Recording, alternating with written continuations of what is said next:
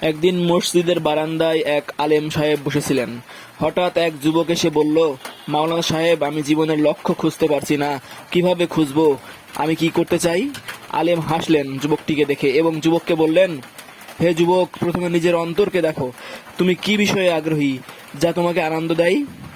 যুবকটি তখন চিন্তিত হয়ে বলল, আলেম আলেম সাহেব, আমি লেখালেখি পছন্দ করি, কিন্তু জানি না কিভাবে শুরু করব, কি নিয়ে লেখালেখি করব।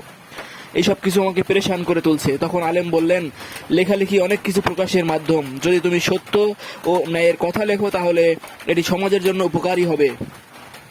যুবকটি উৎসাহিত হয়ে বলল, লোকজন আমার লেখাকে গুরুত্ব দেবে কি? আলেম জবাব দিলেন, প্রথমে নিজেকে বিশ্বাস করতে শেখো। প্রতিটি শব্দের শক্তি আছে, শব্দকে সঠিক উদ্দেশ্যে ব্যবহার করো। যুবকটি মাওলানাকে ধন্যবাদ জানালো। আলেম যুবকটিকে হাসতে হাসতে বললেন, সঠিক পথে চলতে থাকো, আল্লাহ তোমাকে সাহায্য করবেন।